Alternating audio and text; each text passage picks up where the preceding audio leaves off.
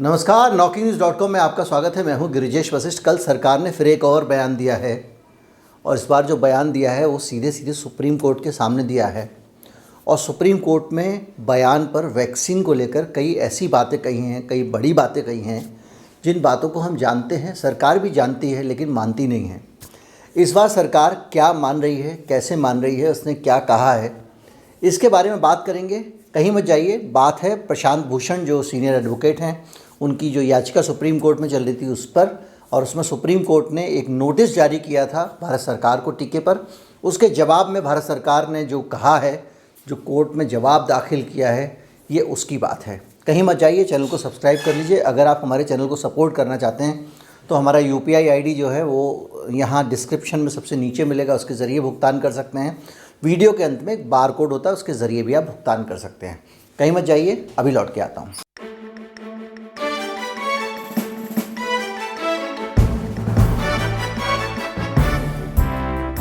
आपको याद होगा कि प्रशांत भूषण ने एक मुकदमा दायर किया था सुप्रीम कोर्ट में और वहाँ पे बहुत सारे सवाल पूछे थे भारत सरकार से। उसमें कई सारी चीज़ें थीं। उसमें ये पूछा गया था कि ये बताइए कि जो वैक्सीन कंपनियां हैं, उस वैक्सीन कंपनियों को क्या लिख के दिया हुआ है आपने, क्या इजाज़त दी गई है, क्या छूट दी है आपने इस देश में। पहली चीज़ ये पूछी थी। ये भी पूछा था कि आप अगर इस देश में कल के दिन किसी को वैक्सीन से कुछ हो जाता है तो उसके लिए वैक्सीन की कंपनियों की जिम्मेदारी कितनी है, जवाबदेही कितनी है, क्या सरकार ने उनको कोई छूट दी हुई है। इसके अलावा ये पूछा गया था कि अभी तक वैक्सीन से जो एडवर्स इवेंट कितने हुए हैं, जिसमें मौत भी शामिल है, ये सरकार स्पष्ट करे, क्लियर करे कितनी हुई है। इसके अलावा टीका क्या इस देश में ज़बरदस्ती लगाया जा रहा है, क्या जबरन टीका लगाया जा रहा है। इस वीडियो के अंत में मैं थोड़ी सी जानकारी ओमिक्रॉन के अपडेट पे भी दूंगा, क्योंकि ओमिक्रॉन एक ज़्यादा चर्चा में है और बहुत ज़्यादा उस पर चर्चा हो रही है, तो अपडेट करते रहना ज़रूरी है, क्योंकि हर तरफ पैनिक ही पैनिक है। तो उसमें भी जो यथार्थ और तथ्यात्मक बातें वो आपको बताऊंगा, लेकिन अभी उस पर बात करते हैं। तो सुप्रीम कोर्ट में बाकायदा इसको लेकर भारत सरकार ने एक जवाब दाखिल किया है। 13 दिसंबर को इस मामले में फिर से सुनवाई होगी, फिर बातचीत आगे बढ़ेगी। कोर्ट ने ये भी कहा है कि अगर किसी को टीका ज़बरदस्ती लगाया जा रहा है या नहीं लगाया जा रहा है, इसकी भी हम जांच करेंगे। हम देखेंगे कि कहीं टीकाकरण ज़बरदस्ती तो नहीं हो रहा है। बहरहाल सरकार ने सुप्रीम कोर्ट को, इस देश के सर्वोच्च न्यायालय को एक बयान दिया है। आपको पता है, एफिडेविट अगर देते हैं आप सरकार को, गलत एफिडेविट देते हैं कोर्ट में, तो उसमें सज़ा होती है। और इस मामले में अगर पूरी तरह से जो तथ्य मैं आपके सामने लाने वाला हूं, अगर वो रख दिए जाएं तो सरकार में जो भी व्यक्ति, उसको सज़ा होना पक्का है। अदालत में सरकार ने कहा है कि लोगों को किसी भी तरह का जबरन टीकाकरण नहीं किया जा रहा है, पहली चीज़। दूसरी चीज़, सरकार ने कहा है कि हमने टीके को किसी सुविधा से नहीं जोड़ा है और ना ही टीका लगवाने वाले को हम किसी भी प्रकार का कोई रिवार्ड दे रहे हैं या उनको कोई लाभ दे रहे हैं। हम सिर्फ लोगों को कन्विंस कर रहे हैं कि वो टीका लगवा लें। जो लोग मेरा चैनल देख रहे हैं वो सब जानते हैं कि ये कितना बड़ा झूठ है।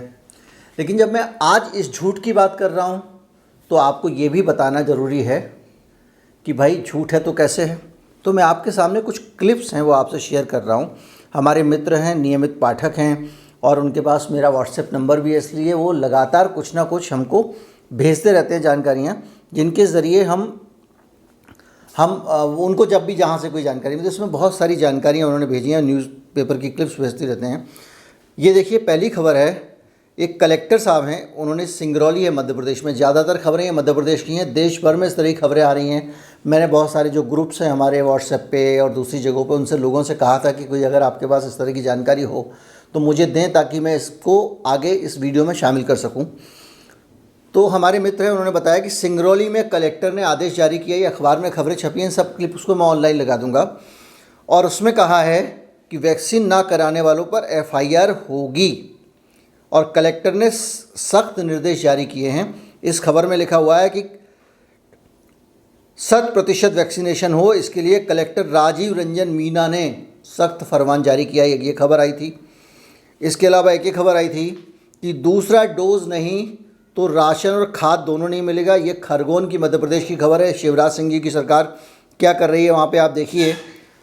बड़वानी है मध्य प्रदेश में, एक जगह है, मालवा इलाके में पड़ता है। वहाँ क्या है कि अब सभी शासकीय कार्यालयों, शिक्षण संस्थाओं सहित सभी शासकीय अशासकीय संस्थाओं के बाहर स्टिकर लगाए जाएंगे। इस पर लिखा रहेगा कि बिना कोरोना और वैक्सीनेशन कराए दफ्तर में प्रवेश निषेध है, यानी सरकारी दफ्तर में घुसने से रोका जा रहा है। कह रहे हैं सर्विस हम आपकी नहीं रोकेंगे। केंद्र सरकार वहाँ कुछ बोल रही है और राज्य सरकार यहाँ कुछ कर रही है, ये हालत है। एक और क्लिप बताता हूँ, ये भी बड़वानी की है और इसमें ये कहा गया है कि दुकानदार के पास में अगर ग्राहक आएगा और उसने टीका नहीं लगवाया तो उसको सामान नहीं देंगे। ये है इसमें कहा गया है कि कोई ऐसा पाया गया जिसने वैक्सीन नहीं ली है तो दोषी व्यक्ति पर कार्रवाई की जाएगी। वैक्सीन ना लेना एक दोष है, एक अपराध है और ये उस पर एक्शन लेंगे।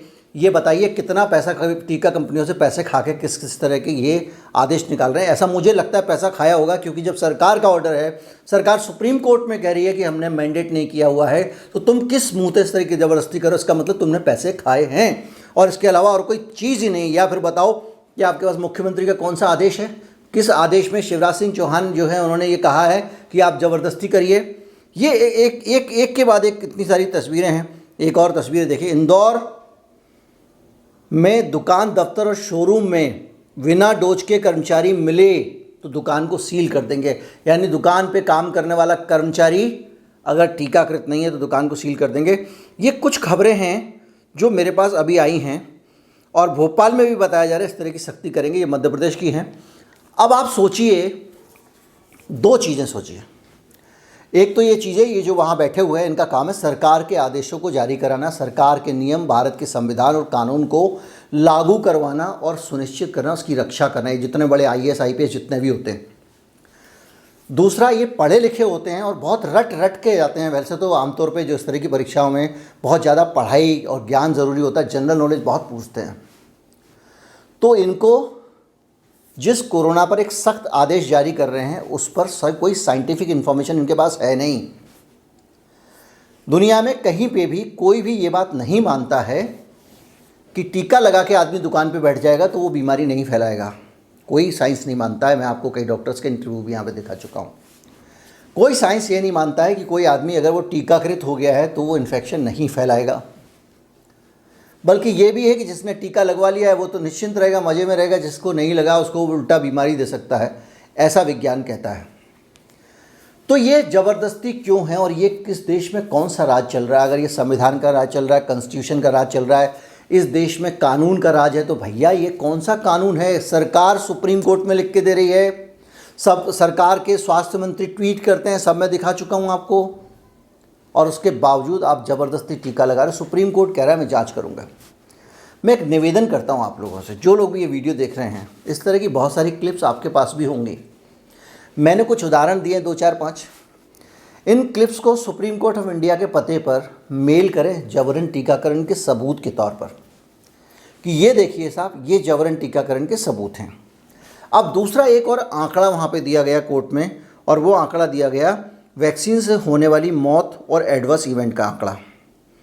ये आंकड़ा है, इसमें ये बताया सरकार ने कि 2116 कुल 2116 एडवर्स इवेंट हैं, जिसमें कुछ मौतें भी शामिल हैं। और ये पोस्ट वैक्सीनेशन एडवर्स इवेंट हैं, यानी ये टीके से मौत नहीं है। भारत में टीके से केवल एक मौत सरकार ने सुप्रीम कोर्ट में स्वीकार की है। मेरे पास कमेंट में बहुत सारे लोग आते हैं और लिखते हैं कि ये हो गया, वो हो गया, मौत हो गई, टीके से मौत हो गई। आप बोल दीजिए, मैं नहीं बोल सकता, क्योंकि मैं साइंटिफिकली इस बात को जब तक साबित ना हो जाए ये कहने का मुझे अधिकार नहीं है। मुझे लोगों में भय नहीं फैलाना है। भय बीमारी का हो या टीके का हो, दोनों भय गलत हैं। तो मैं चाहूँगा कि ऐसे लोग जिनके पास में, कोई कहता है मेरे पड़ोस में हो गया, कोई कहता है मेरे गांव में हो गया, कोई कहता है मेरे घर में हो गया, उनसे निवेदन है कि डिटेल्स के साथ में सारे प्रमाण जोड़ के सुप्रीम कोर्ट ऑफ इंडिया को आप बाकायदा ये डाक से भेजें कि ये देखिए साहब, मेरी जानकारी में ये मामला हुआ है। पहले तो उसको एडवर्स इवेंट में रिपोर्ट करें सरकार के, अगर नहीं किया है तो, क्योंकि नहीं तो सरकार के पास ये मौका रहेगा कि साहब इन्होंने तो हमको रिपोर्ट ही नहीं किया, हमको कैसे पता लगेगा। सरकार भी कोई भी काम की जिम्मेदारी नहीं लेती है। आपने टीका लगाया कि नहीं लगाया, इसकी ज़बरदस्ती सरकार कर सकती है। एडवर्स इवेंट आपने रिपोर्ट किया कि नहीं किया, इसके लिए सरकार एक विज्ञापन भी नहीं निकाल सकती कि आपके यहाँ पे अगर कोई एडवर्स इवेंट हुआ हो तो प्लीज़ हमको बताएं, हम ताकि उसका डाटा इकट्ठा कर सकें। वो नहीं करेगी। तो ऐसे में आप एडवर्स इवेंट के लिए सरकार को भी और सुप्रीम कोर्ट को भी भेजें। अगर आपके साथ कुछ ऐसा हुआ वो जांच करेंगे, और जांच करने में अगर उनको लगा कि सचमुच ये सीरियस केस है, कम से कम इस देश के पास एक सही तस्वीर होगी कि एडवर्स इवेंट सचमुच कितने हो रहे हैं, हो भी रहे हैं कि नहीं हो रहे हैं। तो एक काम ये भी करें। तो एक दो चीज़ें मैंने आपको बताई जो वहाँ पे हुई। एक तो एडवर्स इवेंट का नंबर बताया सरकार ने, दूसरा सरकार ने कहा हम ज़बरदस्ती नहीं कर रहे हैं। कितनी प्यारी सी लग रही है सरकार इन सबको देखने के बाद में। तीसरी चीज़ जो है वो है ओमिक्रॉन वाला मामला। एक बड़े अफसोस की बात है, WHO ने फिर से आवाज़ उठाई है वेस्टर्न वर्ल्ड के खिलाफ। WHO चीफ ने सीधे, मुझे अक्सर लोग सलाह देते हैं कि मैं WHO पर भरोसा ना करूं। मैं किसी पे भी भरोसा नहीं करता। जो आदमी पत्रकार है उसको किसी पे करना भी नहीं चाहिए, और किसी भी आदमी को सही या गलत मानना भी नहीं चाहिए। कोई सही आदमी आज है वो कल गलत हो सकता है, जो आज गलत है वो सही हो सकता है। जब वो सही होगा हमें सही कहना चाहिए, जब वो गलत होगा तो हमें गलत कहना चाहिए। हम क्यों किसी के भक्त बने। WHO ने वेस्टर्न वर्ल्ड पे बहुत तगड़ा सवाल खड़ा किया है। उन्होंने कहा है कि भाई अफ्रीका के देशों के खिलाफ जिस तरह का माहौल बनाया गया है उसको लेकर पूरी दुनिया में एक सिस्टम बनना चाहिए सारे देशों का मिला के, और वो मिला के एक कमेटी बने जो कोऑर्डिनेट करे आपस में, क्योंकि ये जो ड्रामा होता है, तमाशा हो रहा है, वो गलत हो रहा है। सरल तरीके से समझाता हूँ। आपके घर में कुछ सांप या बिच्छू निकल रहे हैं, आप भलमत साथ में अपने पड़ोसी को बताते हैं भाई ज़रा हमारे घर में सांप बिच्छू निकल रहे हैं, आप भी सावधान रहना कहीं ऐसा है आपके घर में ना निकल आए। और दूसरे दिन पड़ोसी आके आपके घर पे ताला लगा दे ताकि हम लोग बाहर ना निकल सकें और उसके घर में ना जा सकें। हो सकता है हमारे साथ ही सांप बिच्छू उसके पास चले जाएं, तो कैसा रहेगा। दक्षिण अफ्रीका ने एक बहुत वेल रिसर्च साइंटिफिक सिस्टम उनके यहाँ पे है। तमीज़ के लोग हैं, कुछ अफवाह वाले IAS IPS अफसरों की तरह के लोग नहीं हैं वहाँ पे। उन्होंने एक नए वायरस को ढूंढा और पकड़ा। उस वायरस की सूचना उन्होंने एक शरीफाना तरीके से दुनिया को दी कि हमारे यहाँ ये वायरस मिला है। उसके बाद उसकी इस बात के लिए तारीफ़ होनी चाहिए थी कि भाई आपने सिंसियरली इस वायरस को ढूंढा और हमको बताया। उसकी जगह आपने क्या किया, उस वायरस को लेकर उस देश के खिलाफ ही सैंक्शन लगाने शुरू कर दिए। सारी दुनिया के देशों ने, बड़े बड़े देशों ने, ख़ासतौर पे ये जो यूरोपियन देश हैं और अमेरिका है, कनाडा है, इन्होंने प्रतिबंधात्मक कार्रवाई कर दी उनके ऊपर। क्यों कर दी भाई, उसने तो तुमको वायरस ढूंढ के दिया। अगर वो बताता नहीं तो ये वायरस फैलता रहा। और ये कार्रवाई एक संकेत दे रही है कि अगली बार किसी देश में निकले, भारत में निकले, तो भैया बताना मत, अपने लोगों को सुरक्षित कर लो। इनको मरने दो, क्या फ़ायदा बताने से, क्योंकि इनको बताओगे तो ये आप ही को परेशान करेंगे। ये मूर्खतापूर्ण बातें हैं जो पुराने ज़माने में कोई साधु संत आ जाता था, अच्छी बात कहता था, उसको चुड़ैल कह के या कुछ कह के उसको हतोत्साहित करते थे, उसको मार डालते थे। ये उसी तरह की हरकत है। अब इसके बीच में एक सवाल ये उठता है कि ये जो सब कुछ हो रहा है, इसमें एक सवाल आपके मन में आ रहा होगा। मैंने कहा था कि वायरस कितना खतरनाक है ये बताऊंगा, तो बता ही नहीं रहा हूँ, मैं इधर उधर की बातें कर रहा हूँ। अभी तक के जो साइंटिफिक एविडेंस सामने आए हैं, अभी तक की जो जानकारियाँ मिली हैं, उसके हिसाब से ये वायरस अधिक संक्रामक हो सकता है, पहली चीज़। दूसरी चीज़, अभी तक कोई एविडेंस नहीं है, उसके बावजूद ये आशंका जाहिर की जा रही है कि जो वैक्सीन का प्रोटेक्शन है उसको ये शायद भेद जाए।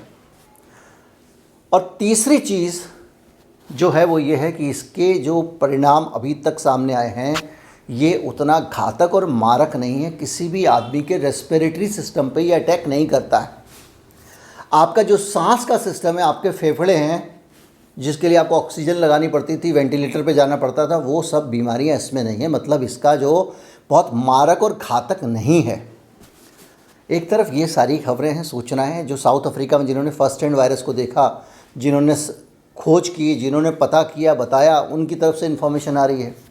दूसरी तरफ से दुकानदारी शुरू हो गई है। अलग अलग टीका कंपनियां कह रही हैं कि हम इस पर वायरस बना रहे हैं और इस पर नया टीका बनाएंगे जो इस वायरस पे काम करेगा। उन्होंने ये मान लिया है, या एक इनडायरेक्ट कम्युनिकेशन है बगैर माने कि भाई साहब ये टीके इस पर काम नहीं करेंगे, तीसरे के लिए तैयार हो जाइए। WHO की इसीलिए अहमियत है, जब तक वो घोषित नहीं कर दे रहा है कि ये वायरस जो है ये किसी भी तरह से इम्यूनोडेफिशिएंट है या आपकी इम्यूनिटी को पार कर सकता है या नेचुरल इम्यूनिटी या टीके की इम्यूनिटी को भेद सकता है, तब तक आप काहे पागल हो रहे हो। अच्छा, वो दूसरी चीज़, जब इस चीज़ से ज़्यादा डाटा ही नहीं है, उसको लेके अलग अलग टीका कंपनियां अपनी कहानियां, कोविशील्ड कह रही है हमारा टीका सबसे ज़्यादा सेफ़ है, किसी एक सरकारी आदमी ने कह दिया हमारा कोवैक्सीन जो है उस पर काम करेगा बढ़िया। सब लोग कह रहे हैं हमारा टीका इस वेरिएंट पे काम करेगा, या फिर कह रहे हैं कि हमारा टीका जो है वो हम नया वाला बना देंगे इसके लिए। कोई कह रहा है 1 महीने में दे देंगे, कोई कह रहा है 2 महीने में दे देंगे, कोई कह रहा है 4 महीने में दे देंगे। तो कुल मिला के ये पूरा गणित और इसका वाणिज्यिक जो पहलू है वो भी आपके सामने मैंने रख दिया है। बहरहाल ये खबरें हैं, ये जानकारियां हैं, इनको आपस में जोड़ना, समझना, अलग रखना ये आपका अपना विवेक है। लेकिन मैं लगातार आपको ये समझाने की कोशिश कर रहा हूँ कि जो सूचनाएं हैं और आ रही हैं उसमें काफ़ी हद तक निहित स्वार्थों की मिलावट होती है। जो स्वार्थी तत्व होते हैं उसमें मिलावट करने की कोशिश करते हैं। अपना एंटीना अगर आप सही रखेंगे तो इस गड़बड़ वाले सिग्नल को पकड़ लेंगे। उम्मीद करता हूँ वीडियो आपको अच्छा लगा होगा। अगर अच्छा लगा हो तो ज़्यादा से ज़्यादा लोगों से इसको साझा करें, इसको शेयर करें, लोगों को कहें कि वीडियो देखें और लाइक करना ना भूलें। नमस्कार, जय हिंद।